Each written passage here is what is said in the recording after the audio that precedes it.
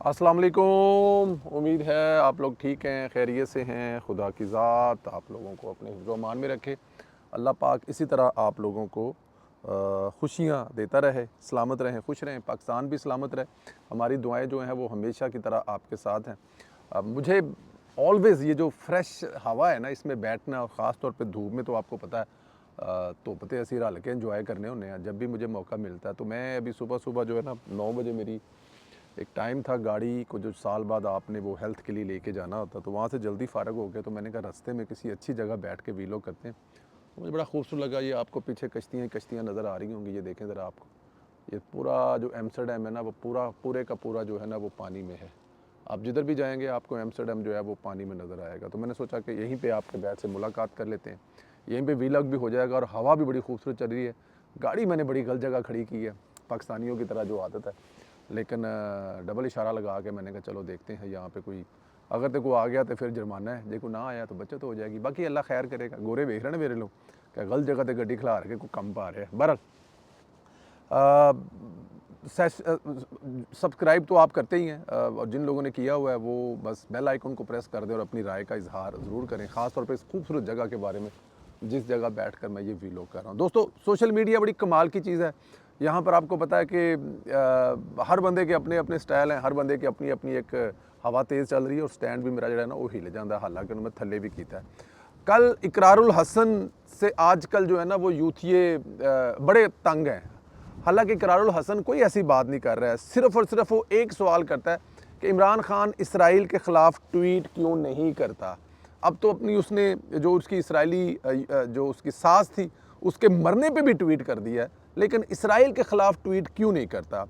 PTI के जो यूथिये हैं इकरारुल हसन के इस सवाल से बड़े तंग हैं और बड़ा उनको गुस्सा आता है, लेकिन फिर भी इकरारुल हसन एक ही सवाल करता है कि यूथिये ये बताएं कि इमरान खान जो है वो इसराइल के ख़िलाफ़ ट्वीट क्यों नहीं करता, क्योंकि वो अपने आप को इकरारुल हसन के बकौल, मेरे बकौल, आपके बकौल, क्योंकि वो मुस्लिम उम्मा का जब लीडर अपने आप को करार देते हैं, बल्कि इसको कह लें आप खुद साख्ता मुस्लिम उम्मा का लीडर करार देते हैं, तो फिर उनको ट्वीट भी करनी चाहिए। कल इकरारुल हसन की एक शानदार इस्तकबाल की वीडियो थी जिसमें नौजवान उनका बड़ा ही शानदार इस्तकबाल कर रहे थे, और इसी जगह अगर इमरान खान का कोई कोई लगदा लांदा होता, किसी पार्टी का मेंबर होता और ये इस्तकबाल उसको मिल रहा होता तो क़यामत आ जानी थी। लेकिन इकरारुल हसन का कल इस्तकबाल देखकर मैं भी एक दफ़ा चौंका। मैंने कहा यार, लोग नौजवानों को, नौजवान क़यादत को इतना पसंद करते हैं। तो मैंने सिर्फ उस पर इतना लिख दिया कि जैसे इकरारुल हसन नौजवान उनको पसंद कर रहे हैं, इकरारुल हसन जो है वो वज़ीर-ए-आला सिंध के उम्मीदवार होने चाहिए, वहाँ पे नौजवान क़यादत चाहिए। तो मुझे ये था कि पीपल्स पार्टी वाले इस पर तप जाएंगे, पीपल्स पार्टी वालों को तकलीफ होगी, लेकिन यूथिये इस पर भी तप गए। ओ भाई, पीपल्स पार्टी वाले तपे तो तपे, समझ आती है, तुम्हारी तो वहाँ पे हुकूमत नहीं है, लेना देना ही नहीं है सिंध में, लेकिन भाईजान वो भी तप गए। बट एनी हाउ, मुझे बड़ा अच्छा लगा। लेकिन एक बात मैं आपको बताऊँ, ये बात तो हासे मजाक में हुई है। पंजाब में जिस तरह नौजवान क़यादत पंजाब को आगे लेके जा रही है, बाकी सूबों में भी टैलेंटेड नौजवान क़यादत है।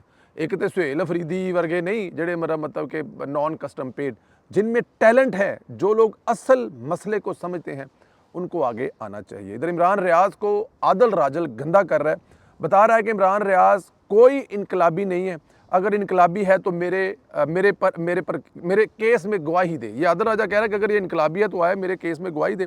आदर राजा ने ट्विटर पर ही खुला ख़त लिख दिया, इमरान रियाज को मुखातब करते हुए लिखा है, जैसा कि आप जानते हैं मैं इस वक्त लंदन के रॉयल कोर्ट्स ऑफ जस्टिस में एक हद तक इज्जत के मुकदमे का सामना कर रहा हूँ, जो जून 2022 में ISI के एक हाज़िर service brigadier sector commander Punjab ने आर्मी चीफ और DGIS की इजाज़त से दायर किया।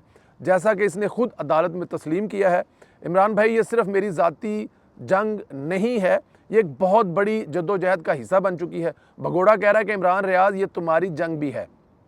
फिर लिखता है कि मैं आपसे ये आजाना दरख्वास्त कर रहा हूँ, बराए मेहरबानी करके आगे आएँ और अपनी गवाही का बयान सच्चाई और ईमानदारी से दें, जो आपने पहले ही अपने प्लेटफार्म पर अवामी तौर पर शेयर किए हैं।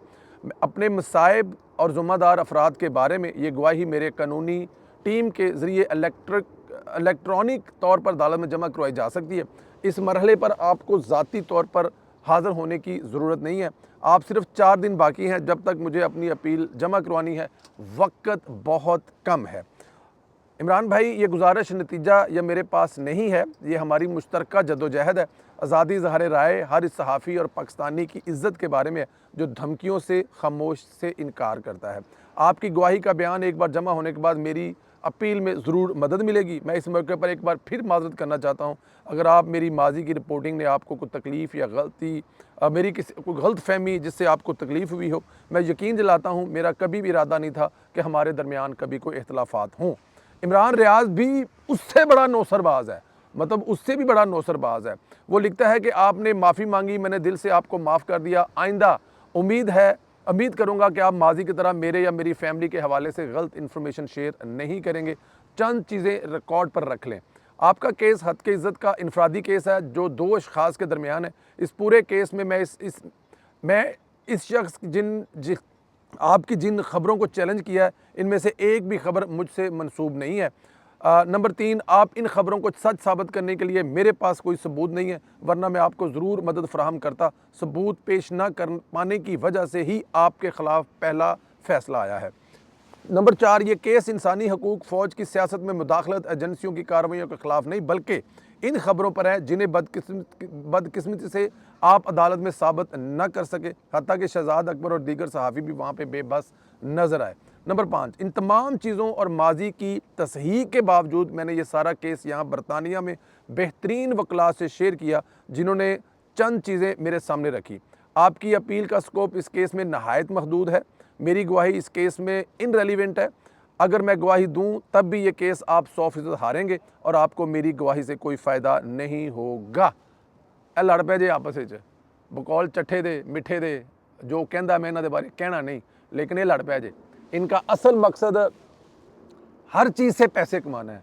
ये नेगेटिव कमेंट करें तो भी पैसे कमाने के लिए, पॉजिटिव करें तो भी कमाने के लिए, आपस में लड़ें तो भी पैसे कमाने के लिए, किसी के खिलाफ लड़ें तो भी पैसे के लिए। ये अपने आप पर भौंकें, ये रियासत पर भौंकें, ये किसी रियासत के ज़िम्मेदार पर भौंकें, किसी अदारे के सरबराह पर भौंकें, ये सिर्फ़ और सिर्फ अपने पैसे कमाने के लिए हैं। आगे चलें।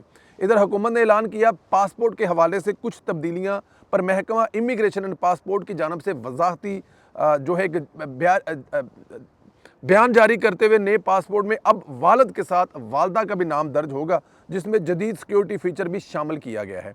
महकमा पासपोर्ट के मुताबिक नए पासपोर्ट वीज़ा पेजेस पर मुख्तलिफ सूबों की तारीखी अमारात को प्रिंट किया जाएगा। वजारत दाखिला की मंजूरी के बाद नए पासपोर्ट बुकलेट्स की छपाई पाकिस्तान सिक्योरिटी प्रिंटिंग ऑपरेशन को पास जारी होगी। और बात कुछ और ही है, लेकिन यहाँ पर कल्ट, इमरानी कल्ट, स्टेट के ख़िलाफ़ बुग़्ज़ में भरे कल्ट जो है वो यहाँ पर भी बाज नहीं आए।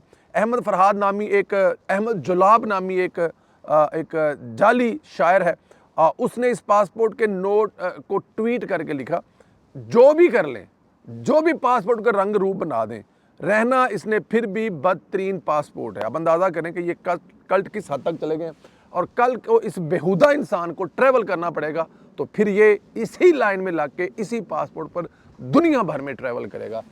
टफ है ऐसे, मैं कह रहा हूँ कि लानत है ऐसे उन लोगों पर जो इस धरती पे पैदा हुए हैं, जो अपनी माँ की कोख से पैदा होकर अपनी माँ की उस कोख को गालियाँ निकाल रहे हैं। इस गंदे और गलीज़ इंसान ने, जिसने इस पासपोर्ट पर ये लफ्ज़ निकले कि ये फिर भी मतलब जो भी रहेगा, मैं वो लफ्ज़ दोबारा रिपीट नहीं करना चाहता, लेकिन मैं कह रहा हूँ कि लानत एक बार नहीं, वो एक हमारे एक दोस्त है सराइकी के, वो कहते हैं कि लानत किते वहदी होवे ना तो ये जेली जलाब शेर की शक्ल वेख के इधर आँदी कि यार नज़दीक ही पैंदी, चल इधर ही लैने, ये ऐसे लानती करदार हैं।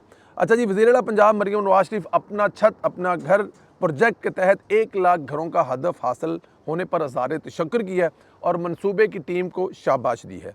वज़ीर ने कहा है कि कम आमदन वाले 1 लाख से ज़ायद ख़ानदानों को बिला सूद और आसान कर्ज़े फराहम करने का हदफ सिर्फ 10 माह में मुकम्मल कर लिया है, जो 1 साल के मनसूबे का संगे मील है।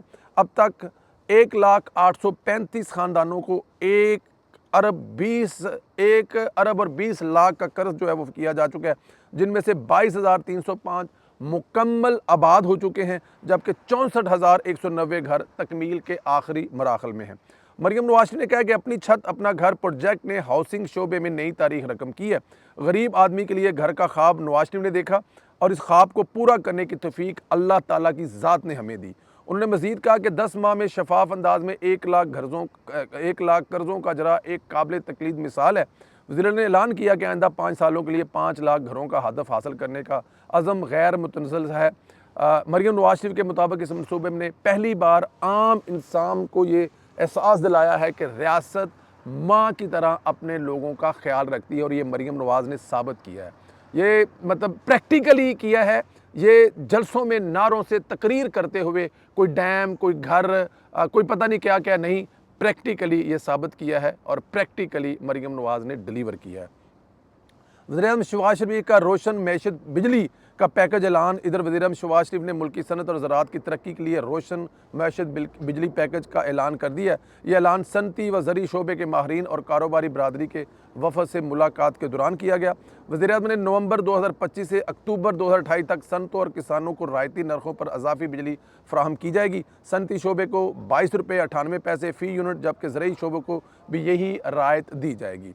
इनका कहना था कि मौजूदा नरख 34 रुपये फ़ी यूनिट सनती शोबा, 38 रुपये फ़ी यूनिट ज़रई शोबा थे, जिनमें नुमायाँ तौर पर कमी करके ये सहूलत फ़राहम की जा रही है। वज़ीर ने वाज़ह किया कि पैकेज के तहत फ़राहम की जाने वाली बिजली का बोझ न घरेलू सार्फिन पर डाला जाएगा और ना किसी दूसरे शोबे पर। उन्होंने कहा कि वज़ीर बिजली सरदार अवैस लगारी और इनकी टीम ने इस पैकेज की तैयारी में बड़ा अहम किरदार अदा किया है और काबिल तहसीन है। वज़ीर-ए-आज़म के मुताबिक गुज़श्ता साल मौसम सरमा में जारी किए गए पैकेज के तहत सनती व ज़री शोबे ने 410 गीगावाट अज़ाफ़ी बिजली इस्तेमाल की, जिससे पैदावार में इजाफ़ा, बरामदात में बेहतरी, रोज़गार के मौके पैदा हुए।